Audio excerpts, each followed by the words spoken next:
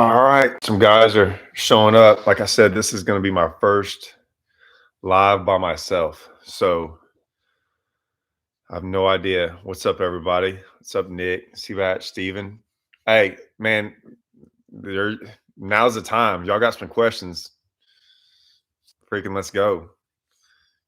Yeah, never seen me do a live. I've done a live with Andrew and Hallman before. I always kind of depend on them, at least Andrew, to kind of get this thing going. So yeah, I'm trying some new things out. I want to get more in depth.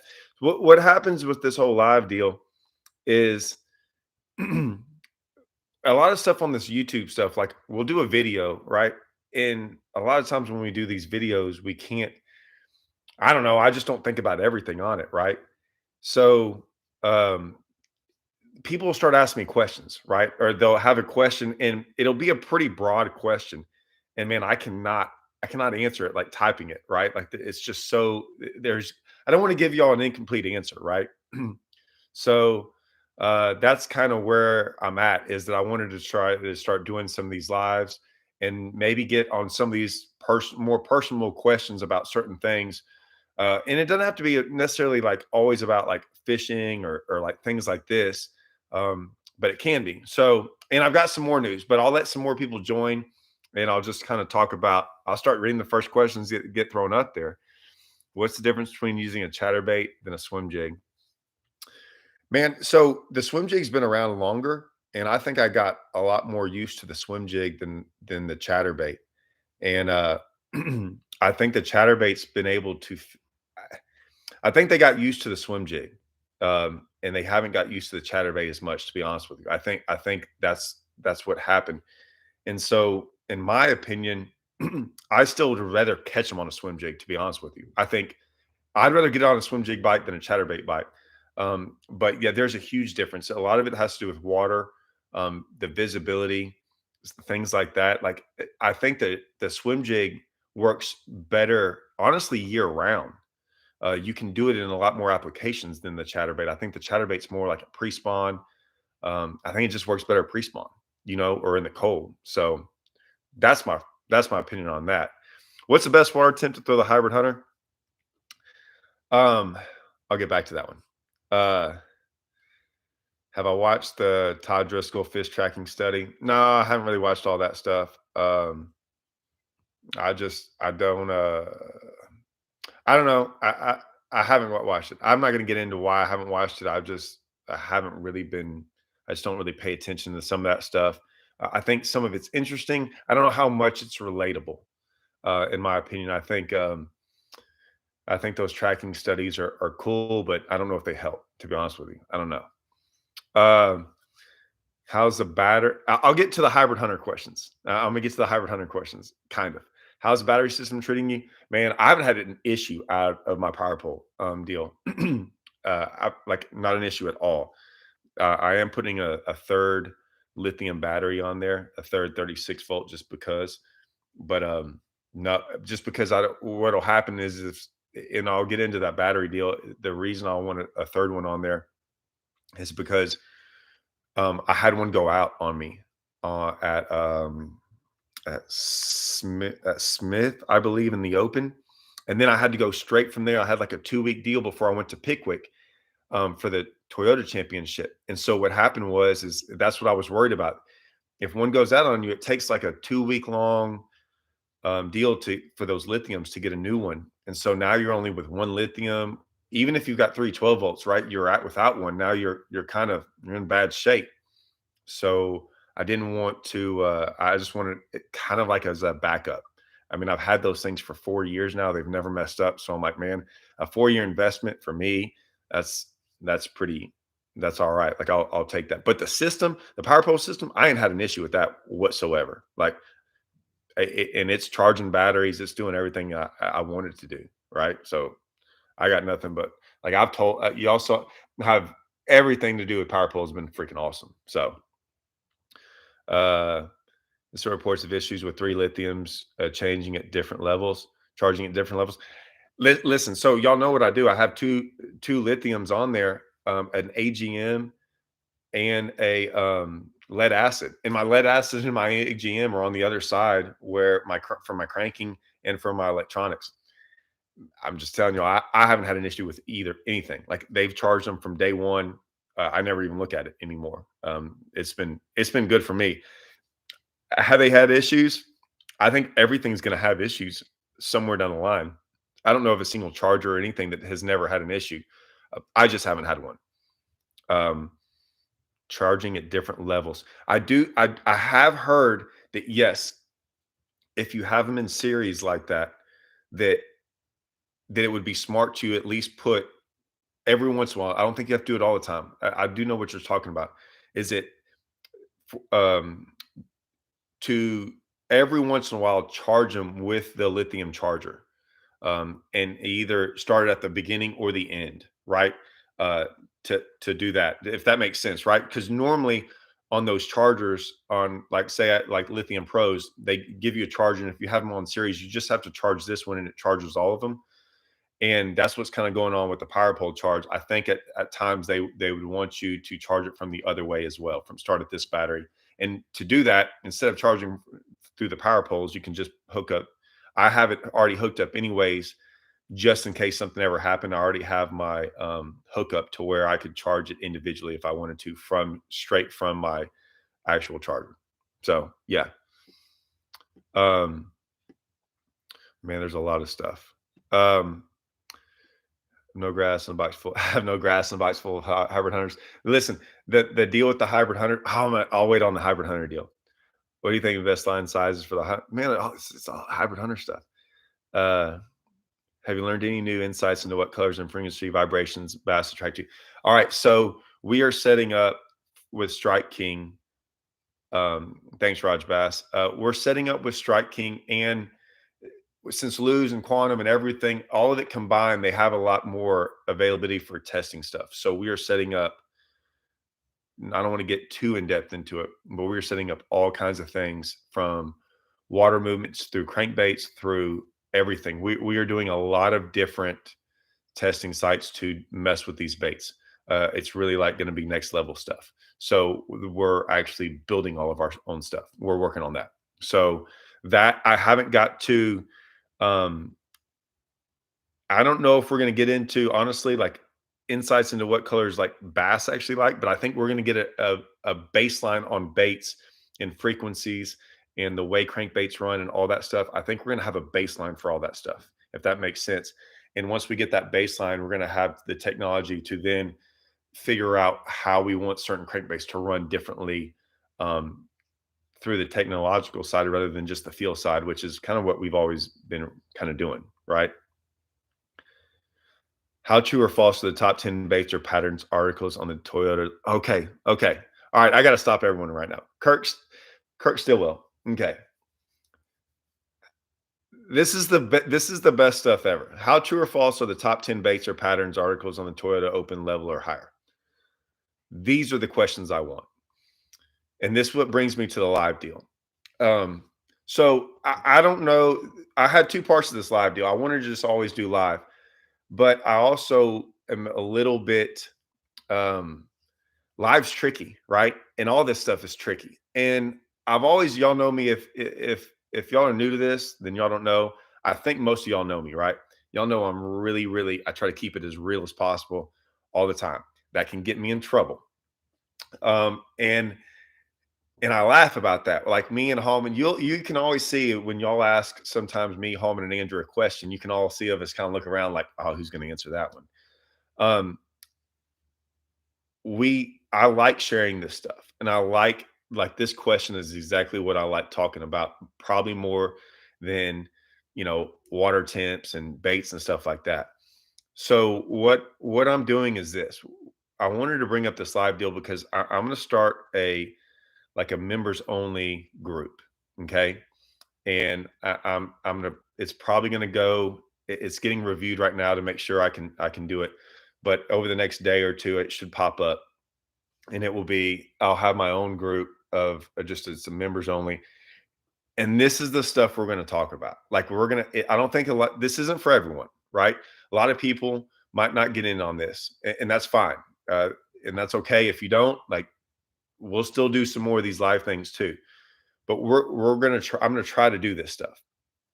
And when we do it, um, these are the kind of comments we're going to talk about, because I'll answer this one, but this is normally the stuff that I probably would leave alone. How true or false are they? A lot of them are true. Are there false ones? 1,000%. Like, like no doubt, 1,000%. And especially in these, because there's no way to track them. Okay. Like there's no way to really know if people are actually doing that. I've always enjoyed um, what YouTube has brought me is a sense of realism in these top 10 stuff or in these baits. Like, so I don't mind talking to y'all about certain baits, right? Y'all have seen me talk about baits, and I talk a lot about striking baits. But when I do, y'all see the videos of the actual tournament footage. So y'all know I'm actually throwing that stuff. Like when I got with Strike King and all that stuff, I always wanted to make sure I didn't want to have to lie about stuff, right? And there's been in the past tons and tons of tournaments like classics and things where people weren't really like they catch one fish off of a bait, say that, and then that's what gets on the top 10. And you're like, man, that wasn't even, you caught one fish in 3 days off that bait. Is it truthful? I guess, kind of, but not really, in my opinion. And I would agree that that's what you think. That's what that question is. But this members only group we're going to have, it's going to be so much more personal, right? Because like I'm getting through, there's no way I'm going to be able to answer all these questions. I'm going to try to do my best. But so when we start talking about hybrid hunter stuff, there's going to be like, I can have a whole segment on this deal about hybrid hunters, about all these questions, like what line size, like Billy Snow's like, what line size is the best, man? Like 20-pound test line, right? I throw 20-pound sun line, sniper or shooter. And there's a reason I do. And to be honest, I could get on a whole long hour-long conversation about the hybrid hunter. And that's probably what we're going to do. Like if in some of these conversations we're going to get, if this, it's a smaller group to where we can dissect more into this, like deep down, next level stuff that we tend to leave out sometimes on videos and things because there's just not enough time. Dude, that's what we're going to do. Like we're going to get in on some of that stuff. So, that's what we're going to work on. Let's see. Have you ever fished Lake Raven? If not, any tips for heavy Hydrailla infestation, a small shell lake this time of year? Uh, what's up, Caleb C? I've never fished Lake Raven. Man, what's crazy is there's a couple lakes like that I've heard of that I just have never made my chance to get to. Right, I've just never made a chance to get to it, and so that's one of those lakes.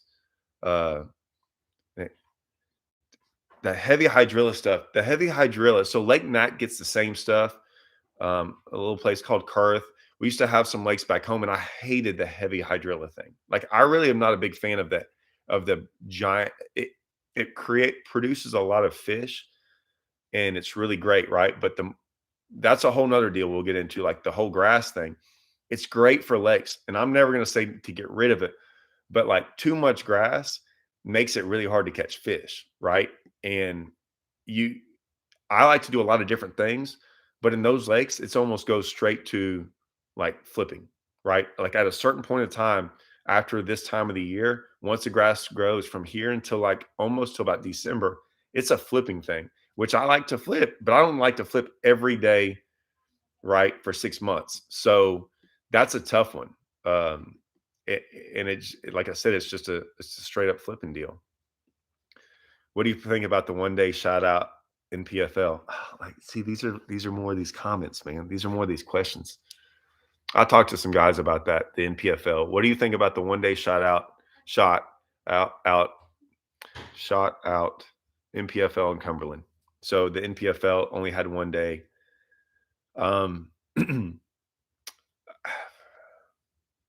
I don't know, man. That's one of those deals we would do in the members only group. I'm not gonna lie. That's one of those. It can go a lot of different ways, but that was a hard one. That's a tough one. I would have been. It'd have been tough on me to go down there and it's a one day shootout, and you practice that long, and you got to have a contingency plan, I think. But that's a tough one. Are the gas prices? Dude, gas prices are that's this gas price thing. I think all of us can get on that thing for about a month, and we're going to be pissed. And every day, I think it's going to get worse, and it's going to piss all of us off. And there's nothing. I don't know what we can do about it, and it's going to hurt the fishing industry in these tournaments. It's going to hurt everything. There's nothing going to be good come out of this whatsoever. Um, I'm not happy about it. I'm going to LBJ this week. This weekend, me and a buddy are going to go fish the two bass champs deals at LBJ. It's a 5 hour, 4.5, 5 hour drive. Um, it's not the end of the world. Like I can't do it, but man, like y'all know me, and when I look at the economics of all this stuff, man, man, it's going to be hard, really hard for anyone to make money outside. It was already hard to make money outside a certain like level, right? A place, whether it be fifth place, third place, whatever. Now, guys getting $1,000 check, there's no way. Like I think 10th place, 11th place is $1,000. There's no way. I don't think there's any way you can come out without making. You might make $100, right? And you just and you just smashed on them. And you're gonna make you beat 200 teams, and you're gonna make $100 a piece. Man, that's not even maybe on a local deal. Like guys aren't gonna be traveling. It's gonna be bad, dude. Um. Oh, my pet whiskey.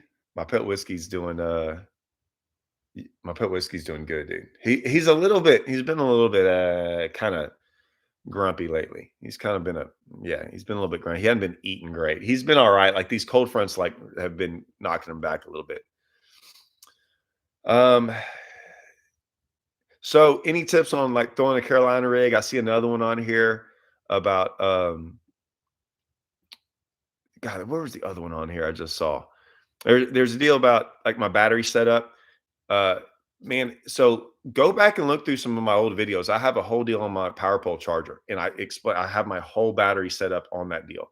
So like go check that out. It's the power pole. Just put in power pole charge on and search it on my YouTube. You'll see that. I have two Carolina rig videos.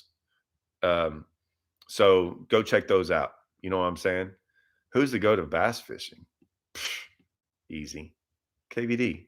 He is moving it up, right? What I think Wheeler's going to have to sustain is he's going to, and he's doing a good job of it. Wheeler's, and I'm not saying he can catch him. I don't know if he can catch him because of the MLF split. That it has nothing to do with that he's not as good a fisherman. I'm saying I don't know. I don't know the way they'll judge him will be different than KVD, right? Kevin, everyone was in one category for so many years. They were all in bass. Every single good fish, it was all comparable, and it was all Kevin dominating for all those years. And now you got Bass over here, MLF over here, and yeah, Wheeler's doing good. Well, he's doing better than good, right? Will they ever be able to look back and combine the two and say, well, it's going to be a hard thing to judge, right? It's going to be a hard thing to go and look at him and say, yeah, he was better. And on top of that, I think LiveScope's he's doing good with LiveScope. It's going to be interesting if he can keep that going for the next 10 years.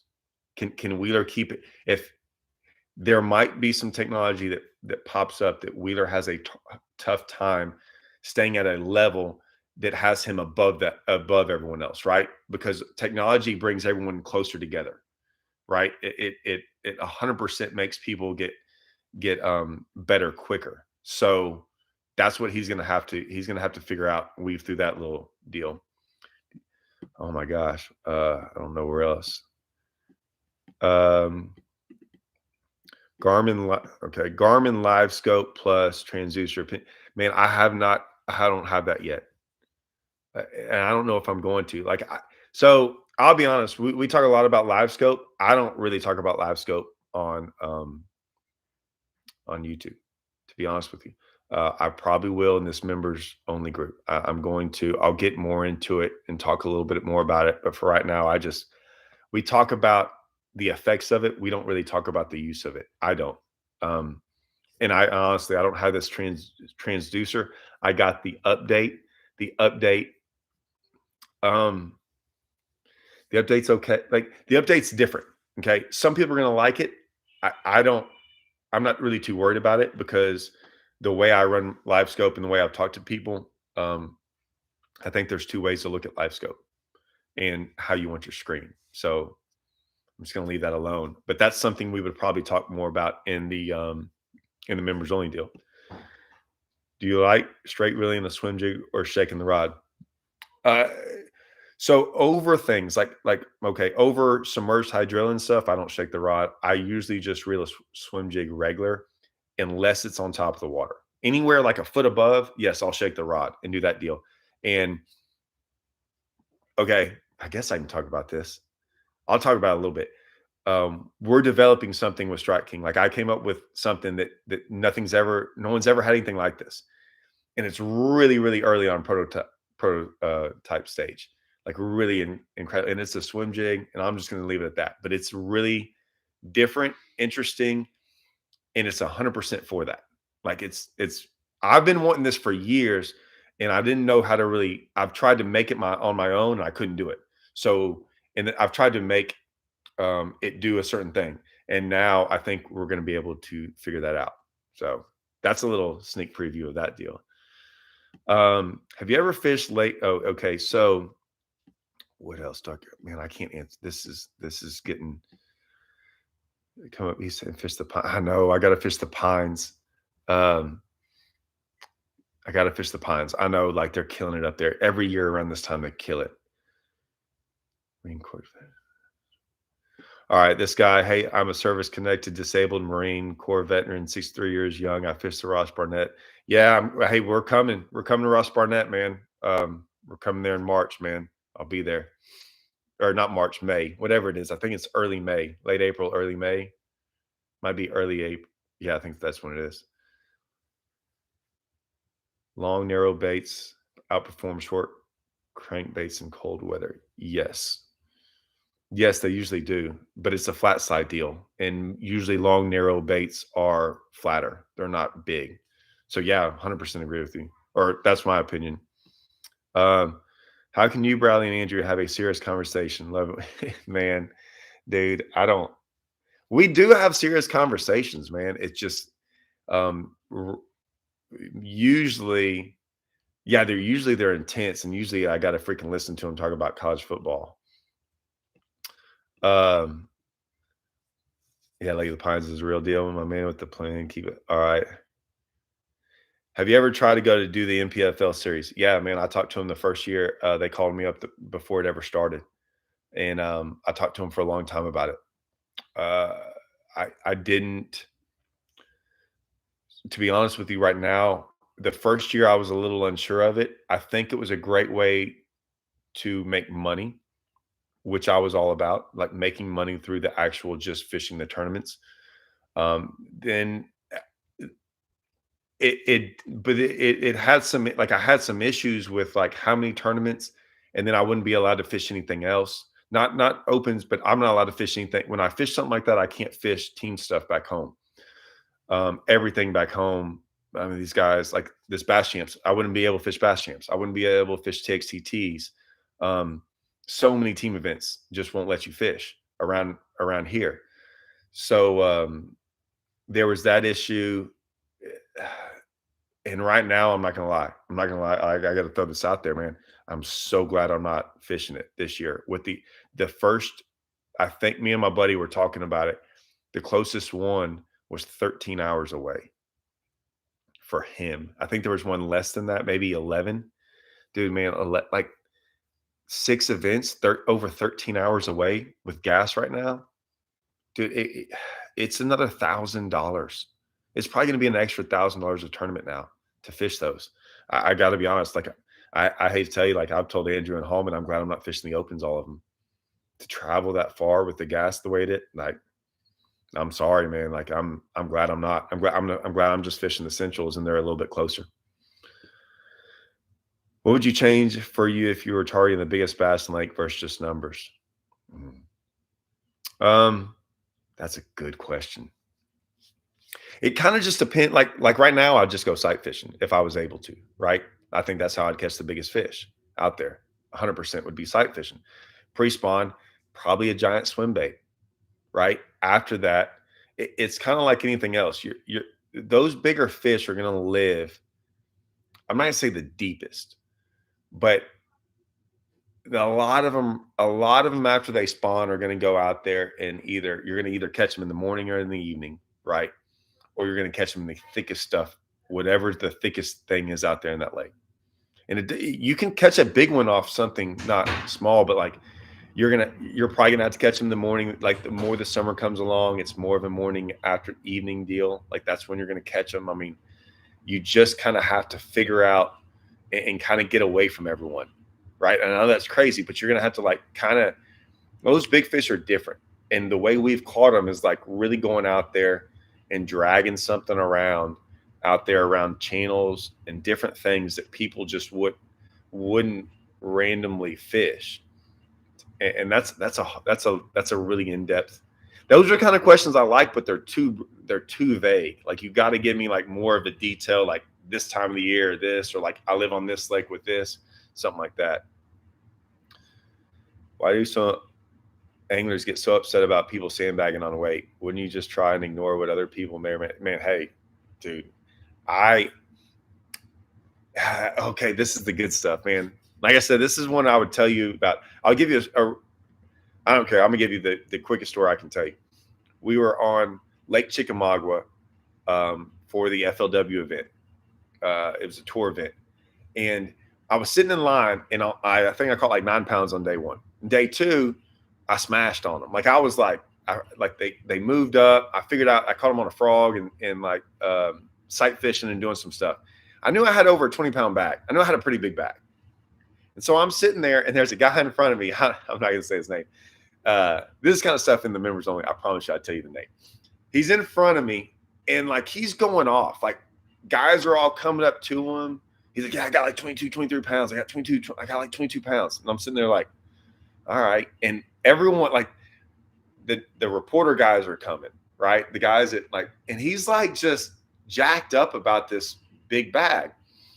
And it was gonna be a big bag, right? 22 pounds. Like it was gonna be a top 5 bag of the day. And he was saying all this stuff, and I'm right behind him, just sitting there, like, whatever. And next thing you know, he's like, "Hey, did you catch him?" I'm like, "Yeah, I got like 20, I think." Well, I knew I probably had more than 20, but there's a reason I didn't say what I thought I had, because what if I was wrong? And then I don't want to look stupid. I'm just being honest. I don't ever want to look really, really stupid telling you I have this much weight and I'm 2 pounds off. Like we all around the fishing community, like some like I'm gonna jack with you hard if you do that, like hard.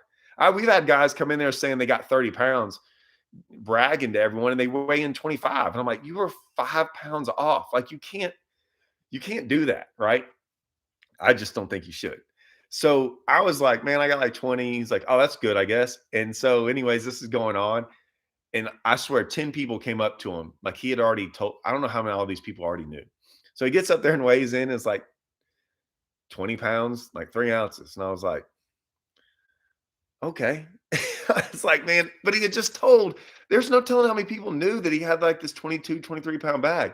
And then I weighed in and I had like 22 and a half or something. And I was like, they're like, "Oh, you had more than you thought." I'm like, "I guess, whatever." But I didn't want to say I had 24 and or 22 and I had like 21. I just don't want to do that. Some of that might be because of the Jason Christie thing. The Jason Christie thing's way different, right?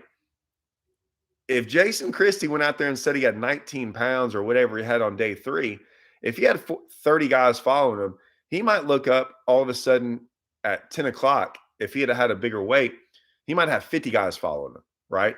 And so those guys do it on that different because they don't want all those people rolling up on them all day long. I mean, they just don't want that hype, getting that train, that hype train behind them. And all of a sudden now instead of 20 people or he's got 40 people following him or whatever, it just makes his day harder. So that's I think if that question is referred to that, that's probably why. Um I wouldn't say it's sandbagging. I think there's I don't think people are I'm never trying to do it to be like, "Hey man, um, I got you." It's more like I just don't want to looking like an idiot. I think that that's a bad look to be like, "Ah, I got this much weight," and then you're 3 pounds off of it, and I just know that's just my deal. I don't know. I hope that helps. Let's see. Anything else harder now with is it harder now with all the cameras? In my boat, no. Like someone asked me about the cameras and stuff like that in my boat. If y'all know, half the time I forget the cameras on, even in my boat. Um, and I never even hardly show the fish the camera or any of that stuff. Like I kind of forget a lot of times, and sometimes it messes up my videos because I forget. And I just like I always look at I always put fishing in before videos and camera stuff because this was my job. So I always looked at that stuff. But yeah, that's Frank. Yeah, man. You know, I hope you're thinking about talking about cameras in the boat. Yeah, they don't bother me any. I don't pay attention to them. I probably need to. Um, what are you charging for the small group? I'm not like I don't. It's gonna. I'm not really good with this, guys. I did a test run. If any of y'all saw the test run this morning, I had to figure out and make sure I even knew how to do this live deal. So I'm only doing this membership thing because some guys asked me to do it. Like, hey man, you need to do this and do more of this live stuff. And I'm like, because like I said, when you got this live, I got 50 something questions, and I don't know how to like I can't answer them all. And so I kind of wanted a smaller group to where that people really want to like get down into like the nitty gritty of this fishing. Like there's just some stuff that man, like maybe some of us guys only talk to over the phone or like not in I want to get in some of that stuff because I think it's really the cool stuff. Like that's the really stuff we really like. Um Gosh, see, I'm so far away from answering all these questions. That's what kind of man, I'm way off. No, I've never been to Dale Hollow or feature. Man, I don't think I'm doing any of it. No, I'm not on any of the Kings. Well, I did the first one. Me and Faircloth did the first. I don't know if it's Kings of Bass episode, but it's the Protein Journal stuff, which is kind of all mixed in there. You know, uh, let's see. I just got back from choke. Caught some fish in the hybrid hunter. Most were on swim baits. Most over the non-matted grass. Yeah, man. My buddy said choke's been on fire. I wanted to get back over there. He said it just got hard again, kind of. I think that's just because I think there was a big wave that pushed up on beds. I think that's why it got hard. Usually in the springtime, if fishing gets hard, like really hard all of a sudden, real random when it should be good, it's just because they pushed up on beds. What is your favorite time to throw a frog? Man, so it used to be all like post spawn stuff or in the summertime, but we used to have a lot of pads and a lot of different things like that on Rayburn. I still like to throw it in the summertime if we have the right conditions and the right stuff growing in like on certain lakes. Man, this pre-spawn throwing a frog though, if you can hit it right, the pre-spawn, like I got that video on Choke Canyon of us throwing a frog in the pre-spawn. That's like one of the it sucks too because it's not even that big of a viewed video, but that's like my favorite video I've almost ever done. Is us throwing it's the pre-spawn frogging, dude. Like giants. It was awesome, and they were all pre-spawners. So like, I love if you can figure out the pre-spawn frog bite. That's the deal in giants. Like my biggest ones on a frog over the last 3 years have all come pre-spawn. So I'm not going to practice for BFLs. I'm just going to show up. I don't blame you, dude. I did the whole man. I think here lately I've been practicing more than ever, and I think this is my worst I've ever done this year. But I've been doing some different stuff. Man, I've been trying to do some different stuff. Uh, I, it's going to get me in trouble for about 6 months, but once I figure it out, I'll be all right. I know that's way out there, but I fished the wrong year to fish the trail in Michigan, and yeah, I know, man. Like this is a tough time, man. Like everyone better really pay attention to what they're doing with this gas stuff, man, and about how they want to freaking chase these tournaments, man. I think it's gonna be you're almost better off fishing local bass clubs. So around here, I mean, yeah, I mean, like that's another whole deal I want to talk. Like, it's why I'm so passionate. There's some stuff about here about money, guys, and about like you should probably do, fishing off local bass clubs and things. It's why I strive so hard and go so. I think most tournament directors hate me. I'll be honest with you. It's because I try, or maybe not tournament directors, maybe tournament organizations. I'm not saying they hate me. It's just I'm always out there trying to push the envelope on what I think's right and wrong, or how much money we should be getting, right? And they're trying to make a living too. These organizations, I get it, but I'm still going to fight for us, right? And I'm always going to try to get more money for the fishermen, and that's what I try to do all the time in a lot of these videos. And I get a lot of hate for it, which is really weird. Like I get hate, and and it's from fishermen that I'm trying to get more money for. It blows. Like I got to be honest with you, it blows my mind. I don't understand how I get some of this hate from people. And I'm like, dude, I'm trying to get more money in y'all's pockets. And like they don't see it that way. They don't get it. Like, and so now more than ever with gas going up, it's why I put a pen and paper at all these tournaments and show y'all like now y'all understand why I do all this, because man, it's really hard to make a profit. It's going to be a lot harder. And you're like, man, you're talking about gas, right? It's not that much, man. Man, if you write it down, you're about to see how much it really is. I'm just saying.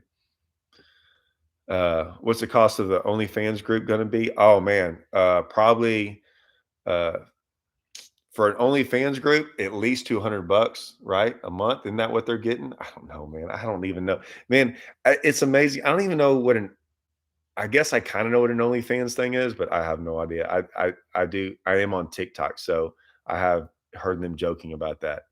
I don't know what an OnlyFans group going to be. I like that. Austin Hicks. I like comments like that. That's a good one.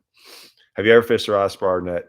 I have fished Ross Bar net in an open 6 years ago, maybe. I'm guessing it was 6, something like that. I got to check, did okay. I really like the lake. I'm not a fan of a lot of things about around the lake, but the lake itself outfishes, yeah. But I mean, dude, it's a sketchy place. Just gonna say, I mean, why not bring it up? I'll bring it up. Like, there's a guy shot there, a guy I think from Texas. I think he was from Texas. Was shot there. A guy tried to steal his boat and got shot in the head, and at a Bassmaster Open. I think it was the next year, and I had paid my deposits to go, and instead I made the regional for a BFL on Texoma and went there, came in second, and made the All American. So it was a win for me, right? But yeah, it was bad. It's a sketchy place. So, but the lake itself, I kind of like it's gonna be. I think it's gonna be really good. Um, yeah, jackpots everything within 100 miles. I agree. You fishing the Central Opens? Yeah, fishing the Central Opens. Yeah. I'm going to Barnett. The phenomenal, man. I'm so jacked. I can't wait because I'm going to go practice it a whole bunch. The Red River. I'm probably going to spend a month over there, just to wang on fish. Right. I want to catch at least 1 or 2 a day to really feel like I'm doing something. I think that's really catching them because that place has got them in there. There's at least 100 in that whole system. The whole Red River system has at least 100 bass. So I'm going to go try to figure out where all 100 of those live, and maybe I'll catch one of them in the tournament in 3 days. So, yeah. Anybody even watch BPT? How's it going? Yeah, I will. That's one for my members only group. I just look at the results anymore. I pay attention to certain guys who are my buddies. That's what I pay attention for. Guys like Watson, guys like Kevin. Like I said, there's some guys I pay attention to, but I don't watch it. But I don't watch a ton of fishing video stuff. I watch part of the classic. I watch them on places I go to, like the lakes I go to, right, or I've been to before. But it's hard if they go to a lake that I don't know anything about. It's for me, it's a lot harder to watch that. Um, what are your plans for the next few years? Um, Dude, I don't know. W- I think I would, if I made the elites, I think I would go. I qualified for the tour, again. I didn't even think twice about doing it. My job with Strike King now, it's getting more and more involved. Like I'm getting more and more put on my plate about designing new stuff. So, which I like. Like I like it a lot. Um, and I'm enjoying that part of it. And I'm still getting to fish with all my buddies. I'm just getting to fish with guys I haven't got to fish with in a long time, like high school buddies I used to fish tournaments with. Like I'm fishing one with my buddy Drew Boring. I think he's on here. Me and him uh, went to high school together, roomed our first year in college. Man, I haven't fished a tournament with him in 20 years, and we're fishing this year on Cedar Creek. Like there was a tournament that popped up. He lives over there. Like I'm gonna enjoy stuff like that. So I still want tournaments to be fun for me, right? I'm not gonna go, make $1 million a year fishing tournaments. So at least I want it to be fun. So right now, I don't really look too far ahead to next year. If I qualified for the elites, I'll probably talk to Strike King and see what they have in not for sponsorship stuff, just to see like where I'm headed with them as a company. And my family. I don't know. But yeah, I'd probably still want to fish BASS, but it's not life or death for me. So there you go. Are you ever going to do a hybrid hunter bait? I feel like they're huge. Are you ever going to do a hybrid hunter? I've done it. I've done quite a few hybrid hunter videos, past ones. Oh, video. There he goes. He said in there. I've done some. Go look through there. I've done some videos. There's a one about how to fish a grass lake. It was before the hybrid hunter came out. It's I think it's how to fish grass lakes or something like that. Just go back through some old videos. There's some hybrid hunter stuff in there for sure. Uh, and I haven't done one in a while, but yeah, there's a lot of stuff in those videos for sure. But yeah, I'll probably do some more. And like I said, I'll the hybrid hunter stuff. I'm going to devote a whole video, a live video to straight up hybrid hunter questions. I think I'll get a lot of that. See you at Texoma next month, dude. I'll be there because y'all know me. Texoma's like my top 3 favorite lakes ever. J1 Jay Lee won 2 classics and almost a third one. He did. Um, hmm. I got some things on that. So look, in this other members only group, there's things that I guess we all talk about, and this isn't anything on. This is just interesting stuff I could tell you about one of those wins. Like 100% could tell you about his win on Conroe and some things about Conroe and like guys were out there and what happened before and some different things. But yeah, like something like that. I'll probably bring up if y'all really want to be interested about stuff like that. There's some pretty cool stuff I could talk about. These electronics are about to seriously change the game once that screen image gets fine tuned. I don't think it matters if it gets fine tuned or clear. That won't be that you don't need it to be clear, to be honest with you. Um, if it can find it further out, if the guys that know what to look for, they don't need it to be clear. That's not the issue. If it starts getting 360, 200 feet out to where you're able to really see like really, really far out there and not necessarily to catch them because you can get closer to catch them. It's about finding it. Like at the Alabama rig, when people got mad about the Alabama rig, there was a lot of things they got mad about. But one of the things that tournament fishermen got mad about it leveled the playing field. Like guys that never catch checks could. But what it did is also showed you that you could catch a random fish out there on nothing, right? And so that's what this is doing. This is not letting Scott Martin made a comment one time. He was like, man, there's a lot of fish out there that are just not in feeding mode. They're just cruising around out there and they're not being messed with.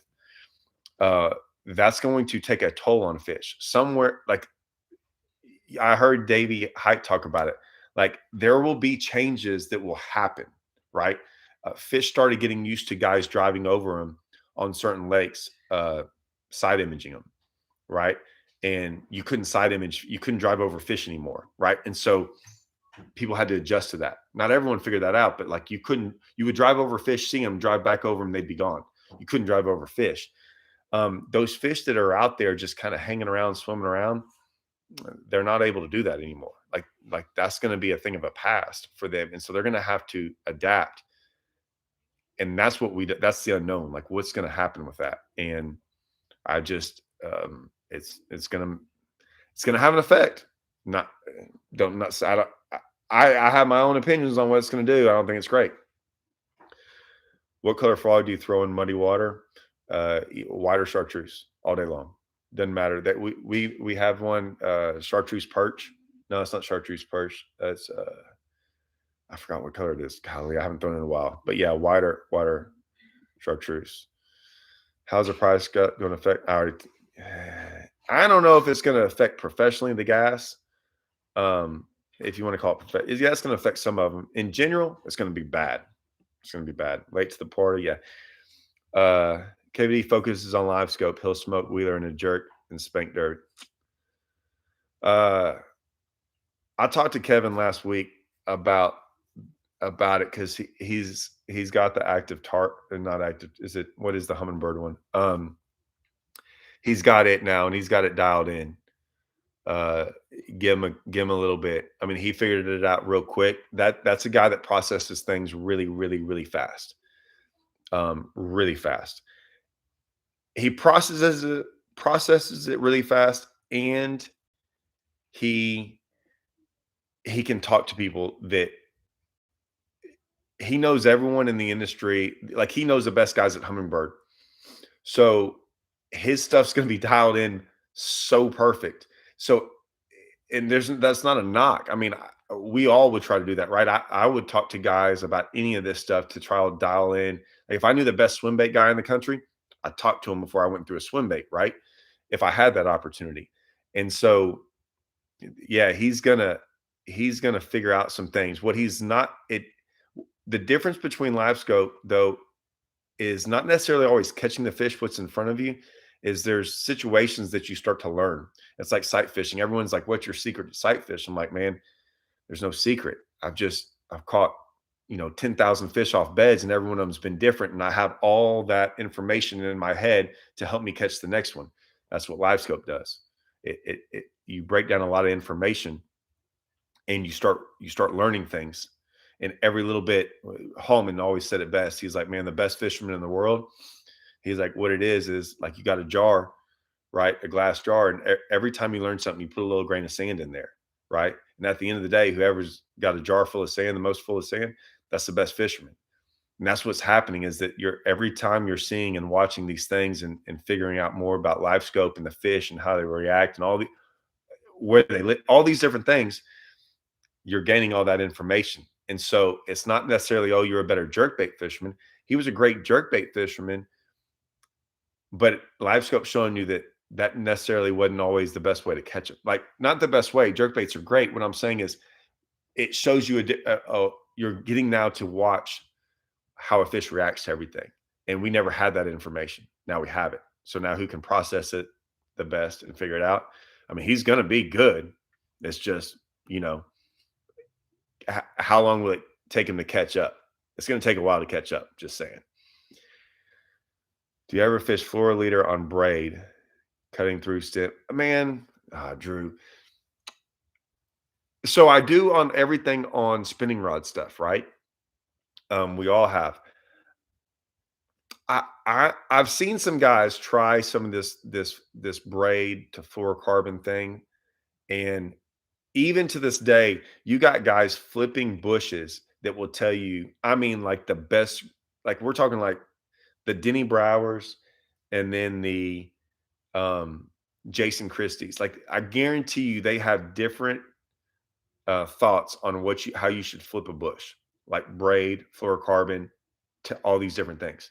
And so that's a tough one because I still don't know. Like even it was crazy, even with hooks, right? For a long time, it was you wanted a flipping hook and you wanted to do a snail knot on there, right? And then all of a sudden, like I talked to some guys like we don't do that knot anymore. Like it made sense, but I'm a big guy who doesn't care about what makes sense. Like some guy will talk to me like, man, look at that hook, man. That just makes sense. I'm like, you gonna change? I'm like, no, you see this hook over here? I went 100 for 100 on it the other day. I'm not gonna change. I don't care how good they think that hook is. If I go 100 for 100, never lose a fish, right? Why would I change? I'm not gonna change it. It's perfect. It might not seem perfect, but if I don't lose fish on it, I'm not going to change. And that goes along with anything. So I always tell y'all that, like, just don't always take people's opinions. I'm telling y'all what I've experienced. You don't have to agree with it or not, but I'm just saying, like, this is why I use this hook or use this or do all these things. I've caught a whole bunch of fish. I don't think if you start losing fish or things like that, more than just one. Like if something's going on, so you don't have the right rod, hook, the right hook set, something is happening for you to lose fish. Because in my opinion, you can get that ratio up of not losing fish really, really high, right? And so the fluoro leader to braid and all that stuff, man, it's a tough one. If you're not having issues, I would never change. And so as of right now, I'm not having issues with any of that. So I'm not going to change that stuff. Uh, oh man, that's a pretty cool question. About you're obviously come a long way in your camera presence on YouTube. Any advice on how to overcome early YouTube jitters for those of us looking to start a channel?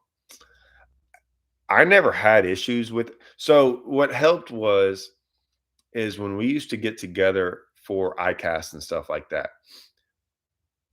Man, so that we do these videos and they'll be for Tackle Warehouse, they'll be for all Strike King. It doesn't matter what it was, and you'd be okay. Here's a bait. Here's this, and it would be this was the hardest part. I'm not gonna lie. If I have to talk about a bait, they want you to do it for 2 minutes, right? This is a great question. I love this. They'd get do it for like 2 minutes. I've never talked about this. This is a really I like this. I'm say like, hey, we want you to talk about this bait for 2 minutes. Keep it short, sweet, blah blah blah. Okay. For a minute and a half of that, I was great. Dude, it was not hard to talk about a bait, right? It was a bait I knew a lot about. I knew everything. It was easy, right? So I could do that. That was always easy talking about something that I knew a lot about. I think anyone that's really that if you know anything, right? If you're good in a field, no matter what it is, right? You can talk about it probably for hours. And it's easy because you don't have to think about it. Like you already know it. The hardest part for me was, and I sounded stupid, or I felt I sounded stupid, and I'm gonna do it right now for you. Hey, my name is Todd Castledine, Strike King Pro, here to talk to you about the hybrid hunter. Like that part of it sounds to me just the goofiest thing ever, right? And I'm like, so how do you want me to say it? Because I didn't ever like saying Strike King Pro, blah blah blah. Like that always, I just didn't like that part. And so that part was weird to me. Talking to y'all guys, man, or talking to the camera, it's pretty easy for me. I never thought twice about it. I'm like, this is how I would talk with, um, like me and my buddy Kelly are driving to LBJ, right? We're gonna drive in the truck. This is the exact same way I talk with him the entire way for 4 hours. Like the same conversations, all these things we're getting into. The members only group we're gonna have, there's things that I might not say. They're all getting said to Kelly, my buddy Kelly. Like everything that, like, there's no holds bars. We will like everything will be discussed and it will be colorful and funny. And those are the things I think people would like pay $500 for to listen to some of those conversations because it's all real. That's what I'm bringing. I don't think I can do that so much live. I think I could probably get in trouble. I'm not going to go crazy on this stuff, guys, but that's just a little bit of the perks of if 10 guys are on this deal, right? Um, then it'd probably be a little bit easier to open up more about some of this stuff.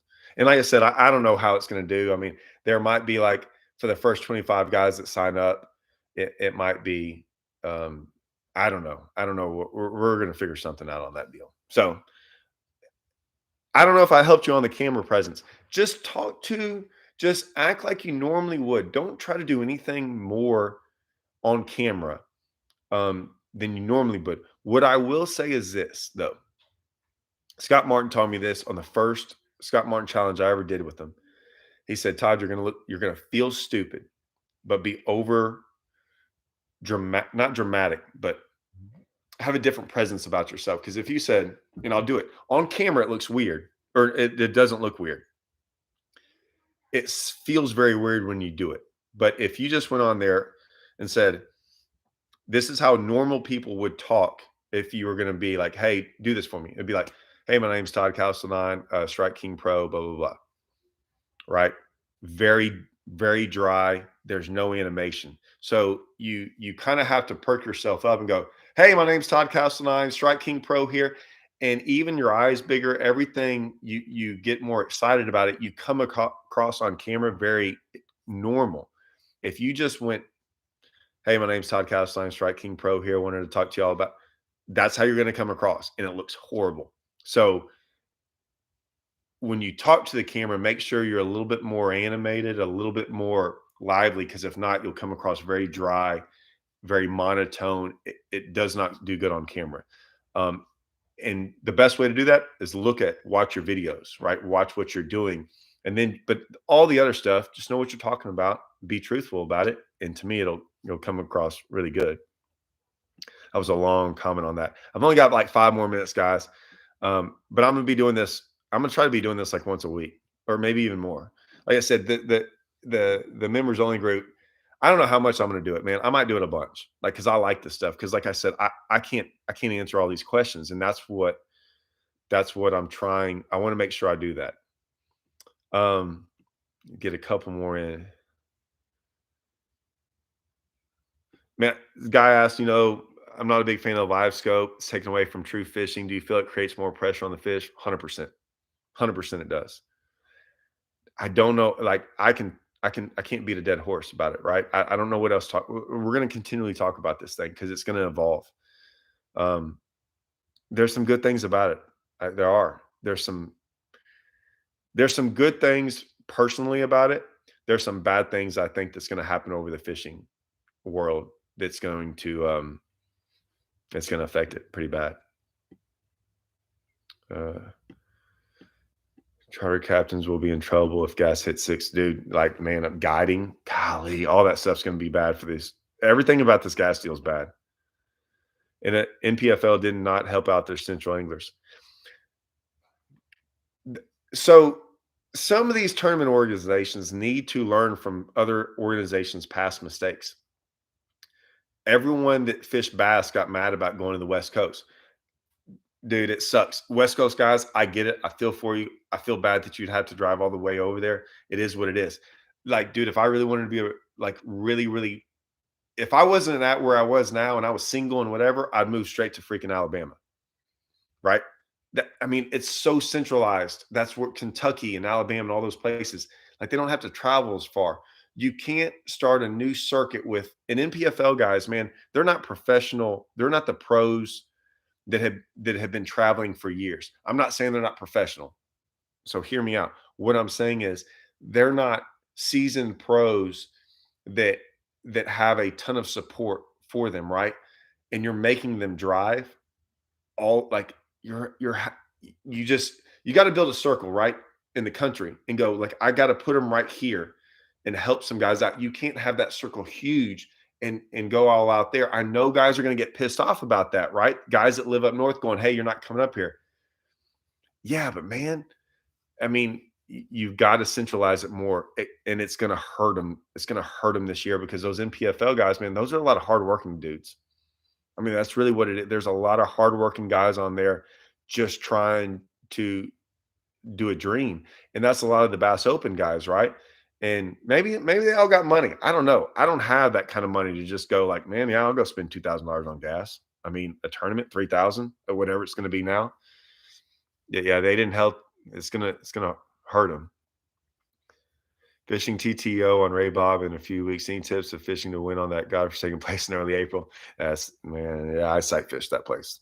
Sight fishing frogs, how I catch them every single time I'm there. I have not had much luck on the hybrid hunter. Hey, I'll throw this out there about the hybrid hunter. Bradley Hallman had that thing about 4 years ago and wouldn't throw it. Says he's caught like one fish on it. And then it took him whatever it didn't take him long to like it took him me kind of like making him throw it until he figured it out. There's another guy on the elites. I'm gonna throw him a bone and not say his name because he has tried to keep it quiet for his sake. Um, he's a buddy of mine and he dogs me on the hybrid hunter, like dogged me on it.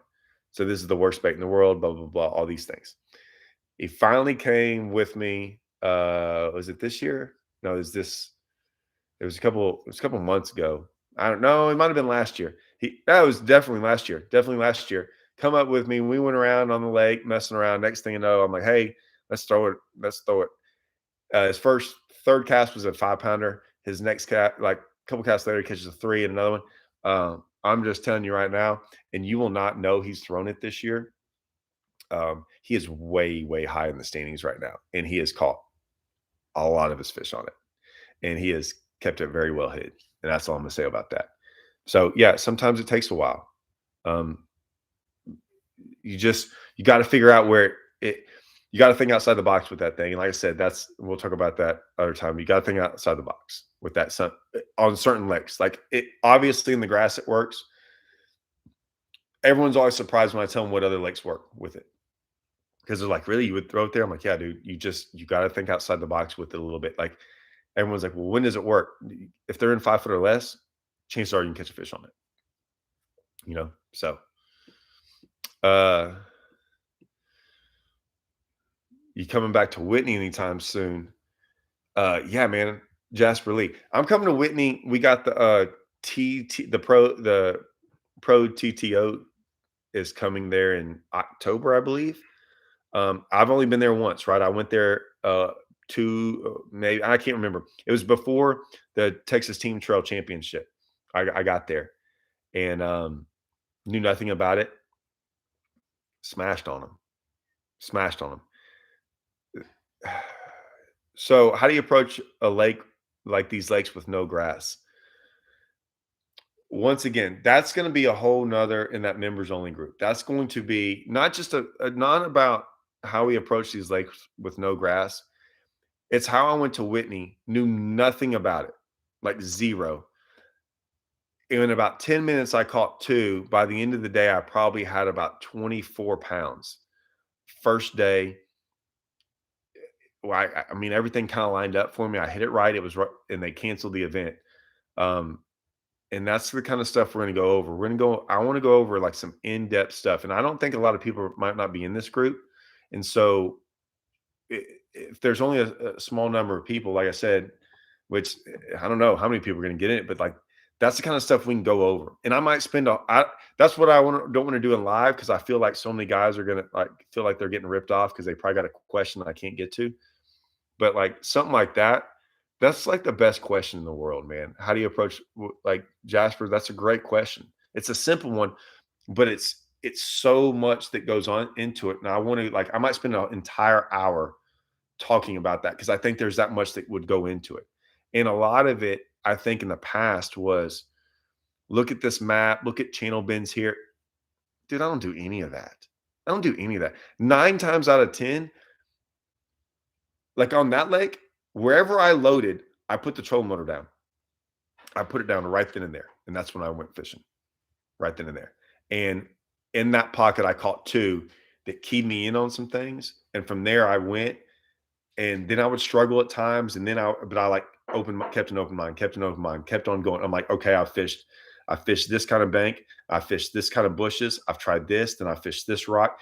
And like every single time I got a bite, I'd be like, well, that must work. And then I'd go to the next one. And then I'd catch a fish down the next bank. And then all of a sudden at the end of the day, I figured it all out. And I'm like, I figured out where I could get bit. I figured out where bigger ones were. And then I finally figured out where I had like a stretch where I could pick up my trolling motor, pull up, make one cast, catch a fish, and do that like 7 times in a row.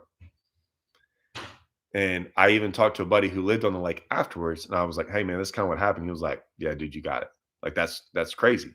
So that's the kind of stuff that I want to talk about in this stuff. I want to like dive deep. Like I just told you what I did, but I really didn't tell you anything, right? And that because it's going to take some time. Um, so that's the kind of stuff we're going to do in this group. So hopefully, you know, I don't know. I mean, I'm going to try to do it on this live stuff. Like I said, I mean, looking at these, I'm not even getting close. But sorry about not getting to all of them. The Bubba is the worst secret to get out in quite some time. Oh, man, I don't want the Bubba. I'm so glad you mentioned the Bubba, guys. If y'all don't know, the Bubba is the Bubba is the Bubba. The Bubba is what it once was. And there's some guys out there not really that don't really know how the Bubba came about and how the hybrid hunter came about, and did we um did we copy it or nothing? Like guys have some of these guys that talk about this have zero clue what they're talking about. Zero. Even made videos on this. Zero clue. Um, it's been a pretty cool deal. It's been a pretty cool ride with the Bubba in Strike Pro, and how Strike King has worked with Strike Pro and my relationship with both of them. I mean, I talk to Strike Pro almost on a weekly basis now. I talk a lot with a lot of companies now on the with all this stuff. So yeah, the Bubba is the worst secret to get out in quite some time. It is. It is. I kept it hidden for a while. I was kind of running low on them too. Um, but hey, man, everything's got to get out eventually. So yeah, I know, dude. It's still to this day, it still bothers me like that I got let it out. Ray Hanselman didn't help either, though. You know, he kind of put it on the map too a couple weeks ago. But that's all right. I like old Hanselman. Uh, anyways, uh, yep, it's 9:05. I got to get going, man. Oh, what is this? You have oh yeah, we're talking about the hybrid hunter a bunch. Listen, Sixth Sense has a similar bait to the hybrid hunter. Do you know if there is a difference? Yeah, I know exactly what the difference is. Exactly what the difference is. I know everything there's to know about what the difference is. And that's the kind of stuff we're going to talk about on the members only channel. 100%. I can tell you everything you ever want to know. And I'll leave it at that. All right, guys, everyone, thanks for joining. And like I said, I really look forward to these, man. Like I said, I'm going to try to do these once a week. I don't know if I can stay on an exact timeline of, hey, it's going to be every Wednesday or stuff like that, because I know in April, man, I'm going to be traveling and fishing the opens and the Toyotas and things like that. I'm still going to get something in there. Like, and chances are I'm going to be with some guys. Like I'm going to be with some other guys, and maybe we can do some of these lives with different people.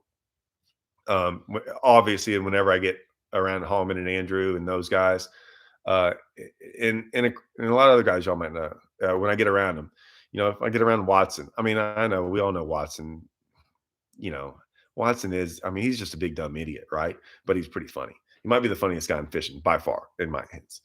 Shout out to Worldwide. But yeah, so I'll try to get those things too. But man, like I said, go check it out, that members deal, if it's for you. If not, I totally understand, and I'll still try to do some of these lives for everyone because I like them, dude. These are great. So, anyways, hold on. What is this? They stole the hybrid. They stole the idea from Hybrid Hunter. Who stole the hybrid? Oh, we'll get it. Members only group. I promise. I'll talk about the entire deal. Like there's a big long story that's never been brought up. I'll tell you all about it. It's pretty interesting. Anyways, thank you everyone. Had a good time.